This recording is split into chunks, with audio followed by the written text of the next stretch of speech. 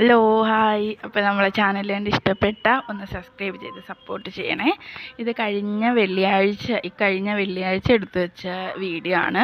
അപ്പോൾ അന്ന് ഇത് തോരൻ വെക്കാനുള്ള എടുത്ത് മോൾക്ക് രാവിലെ കൊടുത്തു വിട്ട്. മോൾക്ക് അന്ന് ചോറല്ല കൊടുത്തു വിട്ടത്, ദോശയായിരുന്നെന്ന് തോന്നുന്നു ഉച്ചയ്ക്ക് കൊടുത്തു വിട്ടിരുന്നത്. ചോറ് കൊടുത്തില്ലായിരുന്നു, ദോശയും സ്നാക്സുമാണ് കൊടുത്തു വിട്ടിരുന്നത്. അപ്പോൾ ഫ്രിഡ്ജിൽ കുറച്ച് ചോറ് ഇരിപ്പുണ്ടായിരുന്നു. അപ്പോൾ അത് അന്ന് ഉപയോഗിക്കാൻ പറ്റുമായിരുന്നു. അതുകൊണ്ടാണ് വീണ്ടും ചോറ് വെച്ച് പഴഞ്ചോറാക്കണ്ടെന്ന് കരുതിയിട്ട് അന്ന് ചോറ് വെച്ചില്ല. പിന്നെ തിളപ്പിച്ചൂറ്റി മോൾക്ക് അങ്ങനെ ചോറ് സ്കൂളിൽ കൊടുത്തു വിടാറില്ല, അതുകൊണ്ടാണ് ഞാൻ കാപ്പിയാക്കിയത്. ചോറങ്ങനെ ചീത്തയാവത്തൊന്നുമില്ല, എന്നാലും ഞാൻ കൊടുത്തു വിടാറില്ല. ചിലപ്പോൾ ചീത്തയായാലൊന്നോ പിന്നെ ഒരു പേടിയാവും. പിന്നെ ക്യാബേജ് ആ തോരൻ വെക്കാൻ എടുത്ത വെള്ളത്തോരനാക്കാമെന്ന് കരുതി. ക്യാബേജ് അങ്ങനെ മേടിക്കാറില്ല, ഇപ്പം വീണ്ടും മേടിച്ച് തുടങ്ങി. തൈറോയിഡിൻ്റെ പ്രശ്നം ഉണ്ടായതുകൊണ്ട് അമ്മയ്ക്കുണ്ട്. പിന്നീട് ഒരു ചമ്മന്തി അരച്ച്. അപ്പോൾ ഉച്ചയ്ക്കുള്ള കാര്യങ്ങളെല്ലാം റെഡിയായി. എൻ്റെ ഇടയിൽ കൂടെ നമ്മൾ ചോറും ഊറ്റി തിളപ്പിച്ചിട്ട് ഊറ്റിയായിരുന്നു. ചമ്മന്തി, നമ്മൾ തോരൻ, ക്യാബേജ് തോരൻ, ചോറ്.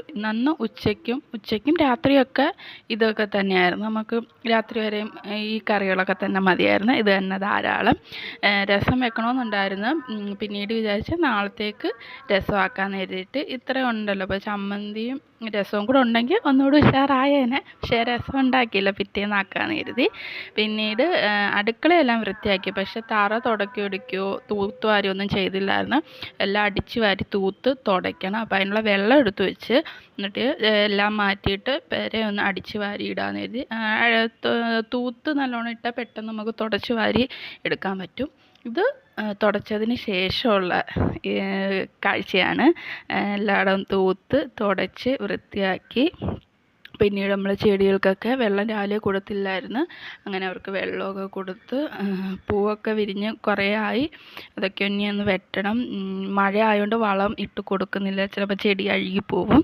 അപ്പോൾ ഞാൻ മുട്ടത്തോടൊക്കെ മഴ ഒരു സമയത്ത് ഞാൻ ഇട്ട് കൊടുത്തായിരുന്നു ഓർക്കാതെ.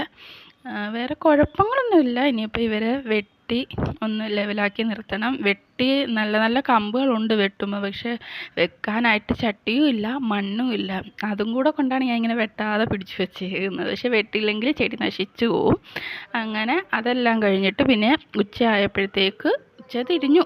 അപ്പോഴത്തേക്ക് ചോറ് കഴിക്കാമെന്ന് വിചാരിച്ച് അങ്ങനെ ചോറ്, നമ്മൾ രാവിലെ വെച്ച തോരനുണ്ടായിരുന്നു, പിന്നെ ചമ്മന്തി. അന്ന് ഉച്ചയൂണ് ഇത്രയൊക്കെയായിരുന്നു. അങ്ങനെയൊക്കെ അങ്ങ് പോയി.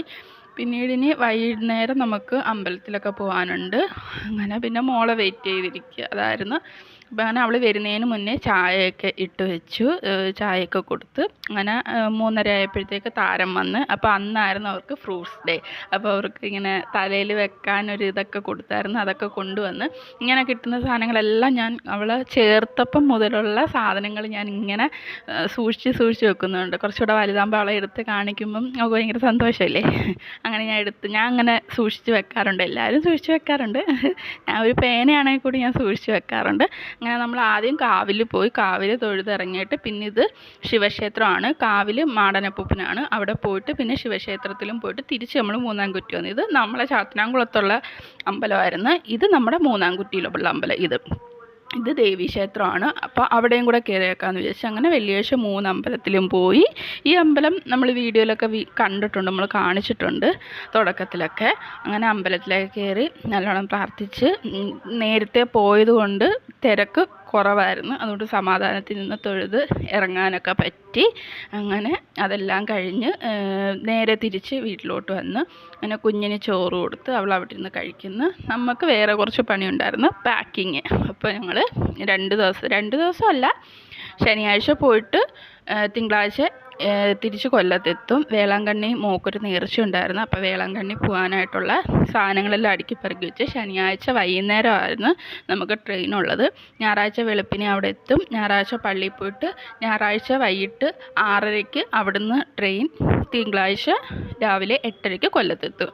അപ്പോൾ ഒരു 3 ജോഡി ഡ്രസ്സും എല്ലാം. വീട്ടിൽ ഇടുന്നൊന്നും വേണ്ട, നമ്മൾ ചെല്ലുന്നു, ഫ്രഷ് ആവുന്നു, പള്ളിയിൽ പോകുന്നു, തിരിച്ച് വരുന്നു, ഫ്രഷ് ആവുന്നു, വീട്ടിലോട്ട് ട്രെയിൻ കയറുകയാണ് ചെയ്യുന്നത്. അപ്പം ഓരോരുത്തർക്കും 3 ജോഡി വെച്ച് എടുത്തു വെച്ചു.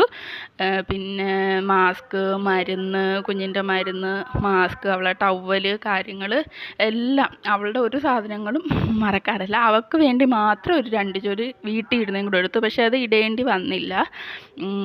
എന്നാലും ഞാൻ എക്സ്ട്രാ ഇടുന്ന എടുത്ത് വെച്ചതാണ്, ട്രെയിനിലെങ്ങാനും വെച്ച് അഥവാ എന്തെങ്കിലും ഉടുപ്പിൽ വീഴ്ത്തിയ ഡ്രസ്സ് മാറണമല്ലോ എന്ന് വിചാരിച്ചിട്ട് എടുത്ത് വെച്ചതാണ്. മൊത്തം ഞങ്ങൾക്ക് എല്ലാ സാധനങ്ങളുടെ ഈ പെട്ടിയിൽ ഒതുങ്ങി. ഞങ്ങളെ 3 പേരെയും കാര്യങ്ങൾ ഇതിനകത്ത് ഒതുങ്ങി. പിന്നെ ബാഗിൽ കയ്യിലൊരു ബാഗ് എടുക്കുന്നുണ്ട്, നമ്മൾ തോളിൽ തൂക്കിയിടുന്നത്.